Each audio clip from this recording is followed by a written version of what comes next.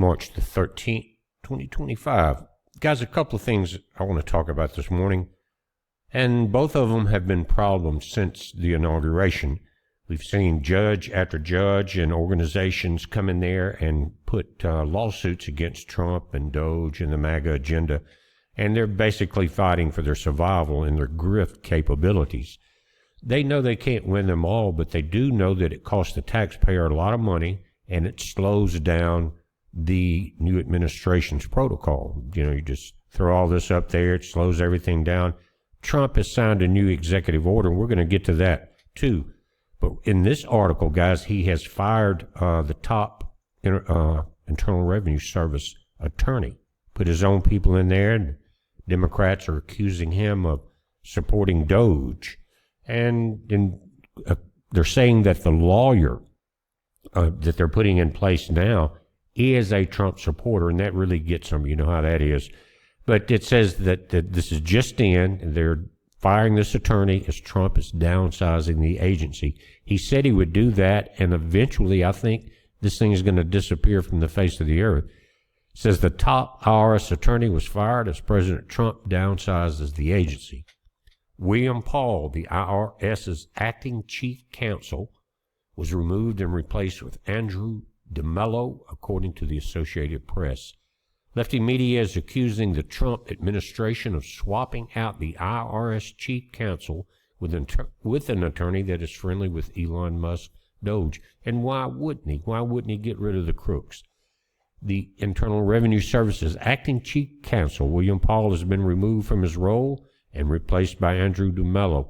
Now, they're saying that Paul was demoted from his position. He was fired. He clashed with the DOGE's alleged push to share tax info with multiple agencies. They didn't want the people to know how bad they were getting ripped off. The news also comes as the IRS plans to institute massive cuts to its workforce. Last month, the IRS fired 6,000 employees as President Trump works to reduce the federal workforce. If I'm not mistaken, if you remember, Biden hired 80,000 new armed IRS agents to come after you and me. I think, if I'm, again, come in the comments, let me know. A lot of those were repositioned maybe to the border to help with that situation, but if you have any more information on those 80,000 armed agents, let me know. Another thing that's happening is important, and this is coming out today. Now, some of this stuff happened a day or two ago, but I'm giving you the reported dates. It says Trump has signed executive orders cracking down on radical activist judges and far-left groups abusing courts, demands to pay court costs to stop frivolous injunctions costing us taxpayers millions. What's happened is, again, 119 injunctions and suits have been filed against Trump in the first 2 months, not even 2 full months yet, and that's more than some presidents have been charged with in their entire 4-year presidency, some even 8 years. And what they've done with these, they would come in and block everything in the new agenda. The DOGE stuff, the firing, the hiring, shutting down, the cutting off of aid, all of that. And they, knowing that they could win some of it, the other they couldn't win, but that it would slow everything down. But what Trump has done, and headlines don't say it exactly, is that now if a judge or an organization or a law group comes in here to sue Trump because of DOGE and MAGA, that they're going to have to put up the money up front. If it's $1 million they think it's going to cost to go through and try an impeachment case or whatever it is, they got to put it up front like a guarantee, and it may cost more before it's all said and done that they will also have to pay. Until now, they could just walk in, file the suits, let them draw out for as long as they could to slow everything down, and then you and I would pay for it. That's changed. It's a great idea. I'm not sure who came up with it, but Trump signed it. He said he signed a groundbreaking executive order on Tuesday designed to clamp down on the growing abuse of America's judicial system by radical activist judges and far-left organizations.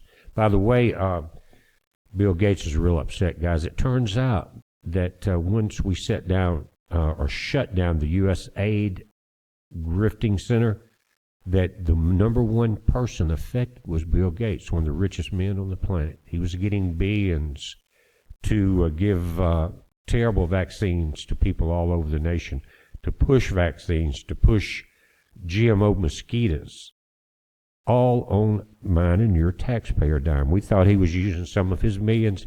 Now he's having to lay off thousands and thousands of people from his vaccination nightmare. It says the order specifically targets the reckless pursuit of the frivolous injunctions which have repeatedly cost us millions and disrupted Republican governance. Trump has been bombarded with a staggering 119 legal challenges in just 2 months since his January 20th inauguration. These cases, driven by radical activist judges, threaten to paralyze the administration before it can fully enact the mandate delivered by voters in the 2024 election. So far, only 2 of these cases have been resolved out of 119. So this is going to change. I was waiting, actually, guys, some of you may be also to actually sign an executive order forcing all of this. You know what I mean? To stop it and to investigate the judges, put them out of office, put them in jail when they need to be. Some of them need to be put in jail very bad. A couple of these big judges, I'm not going to mention any names right now, have been accused of fooling with folks like Epstein. That's going to come out pretty soon. Continues, it says, a memorandum addressed directly to the heads of the executive departments and agency instructs them to firmly enforce Federal Rule of Civil Procedure 65C, which says that anyone who asks a court for an injunction, a temporary order stopping a government action, must first deposit money or a bond with the court. The money is intended to cover potential harm or cost to the government if the court later decides that the injunction was improperly issued. And that's what's going to happen with a lot of them, except it would just leave me and you hanging while these judges and organizations and lawyers still get their money. They're on a payroll. Trump argues that activist organizations have been abusing the courts, frequently filing weak or meritless lawsuits against the government to slow down or block policies that agree with, often choosing sympathetic judges to hear the case. They judge shop. They just look up in Google, who did Biden appoint, who did Clinton appoint, who did Bush appoint. And they hire one of those guys or ladies. A lot of that's coming to an end, and I'm glad to see it. At least someone with some sense is up inside the new administration, not exactly who all it is, but says these groups, again, the judges, do not typically face consequences when their lawsuits fail. Instead, taxpayers pay the cost when government policies are halted by these injunctions.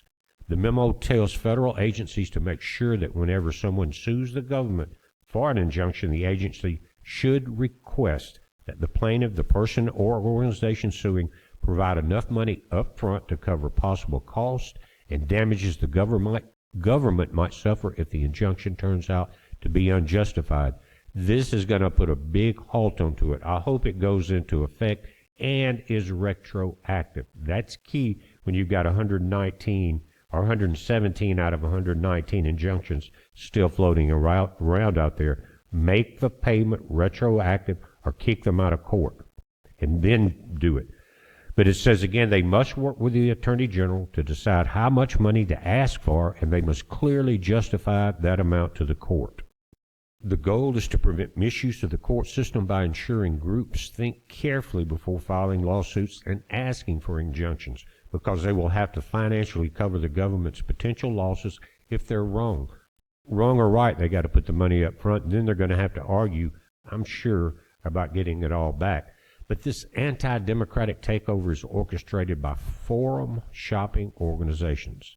They repeatedly bring meritless suits used for fundraising and political grandstanding without any repercussions when they fail. Taxpayers are forced not only to cover the cost of their antics when funding and hiring decisions are enjoined, but must needlessly wait for government policies that they voted for. Says, moreover, the situation results in the Department of Justice, the nation's chief law enforcement agency, dedicating substantial resources to fighting these frivolous lawsuits instead of defending public safety. The effective administration of justice in the federal courts depends on mechanisms that can deter frivolous litigation, protect parties from unwarranted cost, and streamline the judicial processes.